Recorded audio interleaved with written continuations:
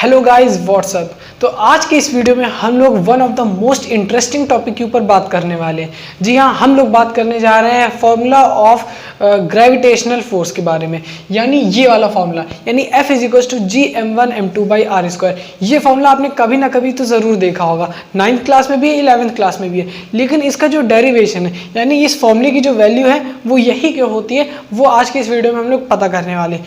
और सिर्फ हम लोग काफ़ी डीप मेथड में जाकर पता करेंगे, ये नहीं कि ऊपर ही ऊपर सिर्फ बता दिया। तो वीडियो थोड़ी सी लॉन्ग हो भी सकती है, तो उसकी टेंशन मत करिएगा, क्योंकि इस वीडियो को देखने के बाद आपको इससे रिलेटेड कोई भी कंफ्यूजन नहीं होने वाली है। तो चलिए शुरू करते हैं और अपने डेरिवेशन को देखते हैं। तो सबसे पहले हम लोग बात करते हैं कि जो फोर्स है ये कौन से फोर्स की बात की जा रही है। तो यहाँ पर ये जो फोर्स आप देख रहे हैं, यानी जो F से सिंबलाइज्ड किया गया है, इसका मतलब है फोर्स ऑफ ग्रेविटेशन। यानी कोई दो ऑब्जेक्ट्स है, आपको पता है कोई भी जब दो ऑब्जेक्ट्स आपस में फोर्स लगाते हैं ग्रेविटी का, वो हमेशा सेंटर टू सेंटर लगाते हैं। यानी अगर कोई दो ऑब्जेक्ट है, जैसे सपोज ये दो ऑब्जेक्ट है, तो इनके जो सेंटर है, जो ग्रेविटेशनल फोर्स इन दोनों में आपस में लगेगा, वो इनके सेंटर पॉइंट से सेंटर पॉइंट तक लगेगा। यानी जो हम लोग डिस्टेंस यहाँ पर लेंगे, यानी जो यहाँ पे आर की वैल्यू होगी, वो आर की वैल्यू ये वाले सेंटर से लेकर ये वाले सेंटर तक होगी। तो यहाँ पर आप लोग को आर का मतलब समझ में आ गया होगा। फिर उसके बाद यहाँ पर है जी, ये जो कैपिटल जी है ये यूनिवर्सल ग्रेविटेशनल कांस्टेंट। अब क्या होता है कि मैंने इसके ऊपर सेपरेट वीडियो बना के रखी हुई है। आप लोग को पता होगा कि जब भी कोई चीज़ किसी के प्रोपोर्शनल होती है, तो जब भी प्रोपोर्शनैलिटी का साइन हम लोग हटा के इक्वल टू में लगाते हैं, तो वहाँ पर एक कांस्टेंट ऐड होता है। तो यहाँ पर इस केस में हम लोग यहाँ पे ग्रेविटी की बात कर रहे हैं, तो इसी वजह से यहाँ पर जो जी कांस्टेंट है, इससे अच्छा कोई कांस्टेंट लग ही नहीं सकता। इसी वजह से हमने अपने फॉर्मूले में ये वाला कांस्टेंट लगा के रखा है। और ये जी क्या है, कैसे है, असल में इसकी मीनिंग क्या है, इसके ऊपर मैंने सेपरेट वीडियो बना के रखा है, जिसमें मैंने आपको बताया था कि जी और कुछ नहीं, ये असल में दो मासेस जिनका मास 1 kg है, उनके बीच के डिस्टेंस 1 मीटर है, उनके बीच में लगने वाला फोर्स ये जी है। और यहाँ पे हम लोग क्यों यूज़ कर रहे हैं, जैसे आप लोग को पता होगा, मैंने हमेशा से अपनी वीडियोस में बताया है कि जैसे हम लोग को किसी एक चीज़ की वैल्यू पता रहती है। सपोज मेरे पास ये मार्कर है, मुझे इसकी कॉस्ट अगर पता है, तो मैं इसके जैसे कितने सारे मार्कर है उन सबको मल्टीप्लाई करके उनकी कॉस्ट निकाल सकता हूँ। उसी तरह ये यहाँ पर भी यूज़ होता है। हम लोग को दो मासेस जिनकी यूनिट मास 1 kg है और जिनके बीच की डिस्टेंस भी 1 मीटर है, उनके बीच का अगर हमको फोर्स पता है, तो आगे कितने भी 1 के आगे 2, 3, 4 कितने भी वैल्यू आ जाए, हम लोग सीधा इसको मल्टीप्लाई करके फोर्स की वैल्यू निकाल सकते हैं। तो आइए देखते हैं। तो न्यूटन ने क्या किया, एक्सपेरिमेंटली न्यूटन्स को ये पता चला कि जो फोर्स होता है, यानी जो ग्रेविटेशनल फोर्स होता है, वो डायरेक्टली प्रोपोर्शनल होता है मास के। अब यहाँ पर देखिए मास कौन सा है, यहाँ पर दो मासेस इस फॉर्मूले में बात की गई है।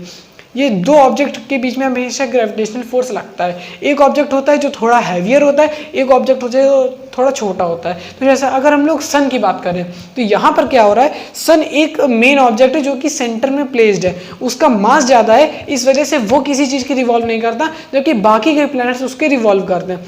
तो यहाँ पर हम लोग कैपिटल एम को सन का मास मान लेते हैं, क्योंकि वो हमारा मेन ऑब्जेक्ट है। फिर उसके बाद मान लीजिए कोई प्लैनेट है, उस प्लैनेट का मास ऑब्वियस सी बात है वो सन से कम ही होगा, तभी तो प्लैनेट रिवॉल्व कर पा रहा है सन के, तो उसका मास हम लोग स्मॉल एम ले लेते हैं। तो यहाँ पर हमको क्या देखने को मिलता है, जो फोर्स है वो डायरेक्टली प्रोपोर्शनल होता है मास के।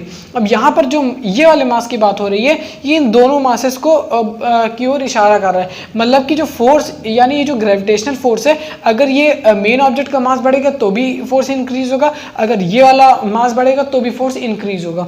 ठीक है, तो हमको ये एक बात पता चल गई, अगर ये मास 2 टाइम्स हो जाएगा तो फोर्स भी 2 टाइम्स हो जाएगा। अगर ये मास 6 टाइम्स हो गया, ठीक है, तो ये जो फोर्स है ये भी 6 टाइम्स हो जाएगा। तो इससे हमको क्या पता है, जो फोर्स है वो डायरेक्टली प्रोपोर्शनल है मास के। Force directly proportional to mass. अब दूसरी चीज यहाँ पर हमको पता चल गया, जो फोर्स है वो इन दोनों मासेस के डायरेक्टली प्रोपोर्शनल है। और दूसरी बात, हम लोग इसको बोल सकते हैं फोर्स डायरेक्टली प्रोपोर्शनल होता है 1/r² के, या फिर बोल सकते हैं फोर्स इन्वर्सली प्रोपोर्शनल होता है r² के। यहाँ पर जो r है मैंने आपको ऑलरेडी बता के रखा है, कभी अगर दो मासेस हैं, उनके बीच की जो डिस्टेंस है, उनके सेंटर की जो बीच की डिस्टेंस है, वो यहाँ पर r से सिम्बलाइज की जा रही है या फिर उसी से रिप्रेजेंट की जा रही है। जैसे हम एक एग्जाम्पल के तौर पर इस फॉर्मूले को डराइव करेंगे, सन और एक प्लैनेट, तो सन के बीच का सेंटर और उस प्लैनेट के बीच का सेंटर, उन दोनों सेंटर्स की जो बीच की डिस्टेंस है, उन जो लाइन ज्वाइन कर रही है उन दोनों सेंटर्स को, वो आर की वैल्यू होगी। तो अब हमको पता करना है कि जो फोर्स है वो 1/r² के ही क्यों होता है, मतलब ये जो वैल्यू आप देख रहे हैं ना एक्सपोनेंट की 2 यानी r का स्क्वायर, यही क्यों है, जबकि मास में तो ऐसा कुछ नहीं है, फोर्स तो मास के डायरेक्टली प्रोपोर्शनल हो गया, तो r के भी तो हो सकता था, या फिर यहाँ पे r² की जगह r³ हो सकता था, तो r² ही क्यों है, आइए इसको समझते हैं। तो सबसे पहले इसमें जो न्यूटन थे उनको काफ़ी ज़्यादा हेल्प मिली थी केपलर लॉ की वजह से। केपलर का स्पेशली थर्ड लॉ, उसमें क्या बताया है केपलर ने कि कोई भी अगर प्लैनेट है वो अगर उसकी जो मेन डिस्टेंस है सन से, यानी मान लीजिए यह हमारा सन है बीच में और यहाँ पर कोई दूसरा प्लैनेट है, ठीक है, तो इन दोनों के सेंटर के बीच की मेन डिस्टेंस, क्योंकि हम लोग को पता है कि जो इसका पाथ होता है वो कुछ इस तरह से इलिप्टिकल होता है, कोई बीच में एकदम सर्कल तो होता नहीं है, तो इलिप्टिकल माथ मतलब, और हम लोगों ने ये भी पढ़ा है कि जो सन होता है वो 2 फोकाई में से कोई एक फोकाई में रहता है, ठीक है। यहाँ पे हम लोग बड़ा सा साइज कर लेते हैं सन का, ये हो गया, ठीक है, तो ये वैल्यू हो गई आर की, लेकिन ये आर की वैल्यू मेन डिस्टेंस है, मेन डिस्टेंस का आप मतलब समझ रहे हैं, यहाँ पर आर की वैल्यू दूसरी है, लेकिन अगर प्लैनेट रिवॉल्व करके इधर आ जाएगा तो यहाँ पे डिस्टेंस कम हो जाएगी। तो अगर हम लोग ये इलेप्टिकल पाथ की जगह अगर कोई सर्कुलर पाथ लेट कर लेते हैं, ठीक है, मान लीजिए ये इलेप्टिकल पाथ ना होकर एक सर्कुलर पाथ हो जाता है, ये बीच में सन हो गया, फिर उसके बाद ये कोई प्लैनेट हो गया, ये ऐसे सर्कुलर पाथ में रिवॉल्व कर रहा है, ठीक है, ये ऐसे रिवॉल्व कर रहा है। तो अब ये जो सेंटर से इसके सेंटर की जो डिस्टेंस बची ये आर हो गई, ठीक है। तो यहाँ पर हमको बताना है कि ये जो आर है इसका स्क्वायर ही क्यों है, तो आइए इसको समझते हैं। सबसे पहली बात कि जब भी अगर हम लोग इस फिगर को अगर हम लोग ध्यान से ऑब्जर्व करें तो हमको क्या पता चल रहा है, ये जो प्लैनेट ये जब रिवॉल्व कर रहा होगा तो कोई ना कोई स्पीड से रिवॉल्व कर रहा होगा और कुछ ना कुछ टाइम भी ले रहा होगा। तो सपोज ये जो इसका टाइम है, टाइम पीरियड हम लोग मान लेते हैं टी, ठीक है, यानी इसको 1 रिवॉल्यूशन कंप्लीट करने में कितना टाइम लग रहा है वो टी मान लेते हैं, और इसकी जो वेलोसिटी होगी, वेलोसिटी को हम लोग v मान लेते हैं, ठीक है, वेलोसिटी इक्वल्स टू v। अब यहाँ पर गौर करने वाली बात ये है कि जो इसकी वेलोसिटी होगी वो कभी फिक्स्ड नहीं होगी। अब स्पीड और वेलोसिटी में क्या डिफरेंस होता है, ये सेम टू सेम वही डिफरेंस होता है जो कि डिस्टेंस और डिस्प्लेसमेंट के बीच में होता है। तो यहाँ पर अगर हम लोग देखें तो इसकी स्पीड सेम हो सकती है, लेकिन सर्कुलर पाथ है, सर्कुलर पाथ मतलब इसकी जो डायरेक्शन है वो लगातार चेंज होती जा रही है। और आपने पढ़ा होगा जो वेलोसिटी है वो एक वेक्टर क्वांटिटी होती है, यानी अगर डायरेक्शन चेंज होगा तो वेलोसिटी पर भी डिफरेंस आएगा। अगर वेक्टर क्वांटिटी वो होती है जिस पर डायरेक्शन और मैग्नीट्यूड दोनों का असर पड़ता है, तो मैग्नीट्यूड तो मान लीजिए इसका सेम हो सकता है, लेकिन डायरेक्शन क्योंकि चेंज हो रही है इस वजह से वेलोसिटी भी चेंज होती रहेगी। यानी ये एक एक्सीलरेटेड मोशन है। क्या है, ये एक एक्सीलरेटेड मोशन है। आप लोगों ने एक्सीलरेशन का फॉर्मूला पढ़ के रखा होगा ऑलरेडी, लेकिन जब सर्कुलर पाथ की बात कर ले, यानी जब इसमें लगातार हर पॉइंट ऑफ टाइम में जब डायरेक्शन चेंज हो रही है, तो आप क्लास 11th में एक फॉर्मूला पढ़ेंगे, यानी एक्सीलरेशन जो सर्कुलर पाथ में होगी उसका वो उसकी वैल्यू होती है v² r के बराबर। इसका मतलब क्या है, यहाँ पर जो एक्सेलरेशन की वैल्यू होगी इस कंडीशन में वो क्या होगी, v² r। v मतलब इसकी वेलोसिटी, r मतलब इनके बीच का डिस्टेंस। तो ये एक बात हम लोग को पता चल गई। अब इसके आगे हम लोग देखते हैं। हम लोग को पता है कि जो फोर्स है उसकी वैल्यू होती है मास इनटू एक्सेलरेशन से, ठीक है। तो इससे हमको क्या पता चलता है, जो फोर्स है वो डायरेक्टली प्रोपोर्शनल है एक्सेलरेशन की। यहाँ पर भी देखिए, अगर हम लोग इस केस में बात करें तो इस केस में भी जो फोर्स होगा इन दोनों के बीच का, यानी जो ग्रेविटेशनल फोर्स होगा वो डायरेक्टली प्रोपोर्शनल होगा ये वाले एक्सेलरेशन के, क्योंकि यहाँ पर एक्सेलरेशन की वैल्यू v²r है। इस वजह से जो फोर्स होगा यानी जो ग्रेविटेशनल फोर्स होगा वो डायरेक्टली प्रोपोर्शनल रहेगा किसके, v²r के। अब देखिए, अब यहाँ पर एक केपलर लॉ आता है, केपलर का थर्ड लॉ। उसमें केपलर ने क्या बताया था, जो ये डिस्टेंस होती है r, इसका अगर हम लोग क्यूब कर दें, यानी जो मेन डिस्टेंस है दोनों के सेंटर की, अगर हम लोग इसका क्यूब कर दें तो वो किसके बराबर होगा, ये टाइम के स्क्वायर के। यानी ये प्लेनेट कितना टाइम ले रहा है एक रिवॉल्यूशन में, अगर हम लोग उसका स्क्वायर कर दें तो किसके बराबर होगा, इसकी मेन डिस्टेंस के क्यूब के। इससे हमको क्या पता चल रहा है, केपलर लॉ से, ठीक है। हम लोग यहाँ पे लिख देते हैं अच्छे से, बाय केपलर्स थर्ड लॉ, ठीक है। हमको क्या पता चलता है, t² बराबर है r³ के, ये एक चीज़ हमको पता चल गई। अब यहाँ पर अगर हम लोग देखें तो v मतलब वेलोसिटी, तो हम लोग के पास एक फॉर्मूला होता है displacement is equals to velocity into time, लेकिन अगर हम लोग को वेलोसिटी की वैल्यू चाहिए तो हो जाएगा डिस्प्लेसमेंट अपॉन टाइम। तो यहाँ पर अगर हम लोग डिस्प्लेसमेंट यानी अगर हम लोग इसकी टोटल डिस्टेंस की बात करें तो वो क्या हो जाएगा, वो हो जाएगा 2πr/t। अब 2πr कैसे आया, हम लोग को पता है ये एक सर्कुलर ऑर्बिट है, तो सर्कुलर ऑर्बिट की जो पूरी लेंथ होगी वो सरकमफेरेंस के बराबर होगी, यानी क्या हो जाएगा, अगर हम लोग सेपरेट उसमें देख लेते हैं, velocity is equal to displacement upon time. यहाँ पे क्योंकि सर्कुलर पाथ है इसकी लेंथ हो जाएगी 2πr अपॉन टी। अब यहाँ पर हम लोगों ने ऑलरेडी रिलेट करके रखा था कि टोटल टाइम रिवोल्यूशन का टी है, तो यहाँ पे टी आ जाएगा। अब एक बात है, जैसे हम लोग की प्रोपोर्शनैलिटी का साइन हटाते हैं तो कांस्टेंट जुड़ता है, उसी तरह अगर हम लोग इक्वल टू के साइन को हटा के प्रोपोर्शनैलिटी में कन्वर्ट करते हैं तो जो कांस्टेंट होता है वो हट जाता है। अब यहाँ पर अगर आप गौर करें तो जो 2π है ये कांस्टेंट है, क्योंकि ना 2 की वैल्यू चेंज होने वाली है और ना ही पाई की वैल्यू चेंज होने वाली है। 2 की वैल्यू हमेशा 2 रहेगी, वो कभी भी 2 से बदल के 3, 4 और कुछ नहीं हो जाएगी। पाई की वैल्यू हमेशा 22/7 ही जाएगी, वो भी एक कांस्टेंट है, उसकी वैल्यू भी चेंज नहीं होने वाली है। तो यहाँ पर अगर हम लोग इसके प्रोपोर्शनैलिटी के साइन को चेंज करें तो v प्रोपोर्शनल हो जाएगा r/t के, ठीक है। अब यहाँ पर हमको v स्क्वायर की वैल्यू चाहिए, तो इसको स्क्वायर बना देते हैं। अब ये स्क्वायर हो जाएगा तो r² अपॉन t स्क्वायर हो जाएगा।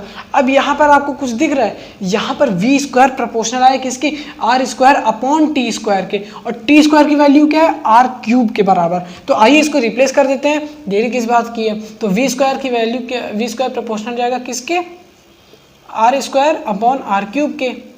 अब यहाँ से स्क्वायर और क्यूब को डिवाइड करेंगे तो यहाँ पे बचेगा 1/r। ये अब यहाँ पे हमारी एक वैल्यू निकल के आ गई कि जो v स्क्वायर है वो प्रोपोर्शन है 1/r के। अब यहाँ पर हमको क्या करना है, जो v स्क्वायर है उसकी वैल्यू को रिप्लेस करना है। लेकिन एक चीज़ आपने गौर किया, यहाँ पर जो अभी हमारे पास इक्वेशन वो प्रोपोर्शनैलिटी के टर्म में, लेकिन अगर हमें v स्क्वायर की वैल्यू इस यहाँ पे डालनी है तो उसको हम लोग को इक्वल टू के साइन में कन्वर्ट करना पड़ेगा। तो इक्वल टू के साइन में हम लोग इसको कन्वर्ट कर देते हैं, तो v स्क्वायर की वैल्यू आ जाएगी, अब कॉन्स्टेंट लगेगा तो कॉन्स्टेंट k लग जाएगा और अपॉन में r। आप लोगों ने पढ़ा है जो k की वैल्यू होती है वो 1 होती है, तो यानी हम लोग क्या लिख सकते हैं, यहां से लिख सकते हैं v square is equal to 1/r। अब देखें v स्क्वायर की वैल्यू 1/r है, तो यहाँ पे फोर्स प्रोपोर्शनल है v स्क्वायर बाई r के। तो अगर ये इक्वेशन 1 है, इसको नाम देते हैं इक्वेशन 1 में।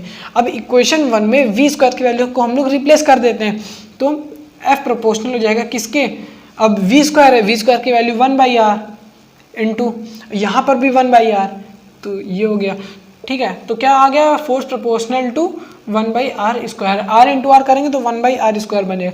तो इससे हमको क्या पता चल गया, जो फोर्स है वो प्रोपोर्शनल है, यानी डायरेक्टली प्रोपोर्शनल किसके, 1/r स्क्वायर के। हमको अब एक चीज़ और पता चल गई, हमको दो चीज़ें चाहिए थी, एक ये चाहिए थी, एक ये चाहिए थी। हमने ये चीज़ तो एक्सपेरिमेंटली पता चल गया था न्यूटन को, लेकिन ये चीज़ एक्सपेरिमेंटली नहीं निकाली जा सकती थी, और न्यूटन ने उसको कैसे डराइव किया वो मैंने आपके सामने पूरा परोस के रख दिया।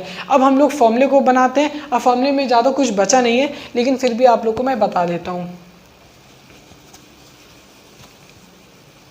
अब यहाँ पे जैसे कि हम लोग को पता चल गया है कि अगर हम लोग इसको इक्वेशन 1 नाम दे दें और इसको इक्वेशन 2 नाम दे दें, तो अगर इक्वेशन 1 और 2 को हम लोग कंबाइन करें तो क्या आ जाएगा, फोर्स प्रोपोर्शनल निकल आएगा m1 m2 by r square, ठीक है। अब यहाँ पर जो m था वो इन दोनों m को रिप्रेजेंट कर रहा था, तो यहाँ पर आप चाहे तो m1 m2 लिख सकते हैं, या फिर अगर आप इस तरह के कैपिटल M और स्मॉल m में लिख देते हैं। मेरी बात माने तो यहाँ पे हम लोग कैपिटल और स्मॉल m लिख देते हैं, क्योंकि वो ज़्यादा आसान रहता है, वो रिप्रेजेंट करने में भी ज़्यादा आसान रहता है, और न्यूमेरिकल सॉल्व करते समय हमारे दिमाग में ज़्यादा टेंशन नहीं रहती। सीधा हम लोग देख के समझ जाते हैं कि कैपिटल M में तो मेन ऑब्जेक्ट का मास होगा और स्मॉल m में तो स्मॉल वाले ऑब्जेक्ट का होगा मास, ठीक है। अब हमारे पास ये फोर्स प्रोपोर्शनल टू m यानी capital M into small m upon r square आ गया। अब इक्वल टू के साइन में कन्वर्ट करेंगे तो हो जाएगा फोर्स इज इक्वल टू, एक कांस्टेंट लगेगा g लगेगा, तो g लिख देंगे m capital M small m by r square. तो ये हमारा जो फोर्स ऑफ ग्रेविटेशन का जो फॉर्मूला है वो हमने डराइव कर लिया। अब आपके दिमाग में फिर से क्वेश्चन आएगा कि भाई यहाँ पर ये वाला जी ही क्यों लगा, तो ये क्योंकि सबसे ज़्यादा एक्यूरेट लग रहा था, इस वजह से हमने इसको ऐड कर दिया। अब ये सबसे एक्यूरेट क्यों लग रहा था, अगर आप चाहेंगे तो प्रोपोर्शनैलिटी के ऊपर मैं एक अलग से वीडियो बना दूंगा, उसमें आपको फिर उसके बाद आपको कोई कंफ्यूजन नहीं रहेगी, हर फॉर्मूले में आपको पता चल जाएगा कि वही कांस्टेंट ही क्यों ऐड किया जाता है। ठीक है, तो अगर आप चाहते हैं कि मैं वो वीडियो बनाऊं तो प्लीज़ कमेंट कर दीजिएगा। और आज हमने पूरा समझ लिया डेरिवेशन, और ये भी मेन चीज़ हमने ये समझा कि जो फोर्स है वो 1/r² के ही प्रोपोर्शनल क्यों होता है। आई होप आप लोगों को ये वीडियो पसंद आई हो तो लाइक कर दीजिएगा, चैनल में नहीं हो तो सब्सक्राइब कर दीजिएगा, क्योंकि मैं इसी तरह के न्यू इंटरेस्टिंग टॉपिक्स को लाता रहता हूँ। और तब तक के लिए वंदे मातरम, जय हिंद।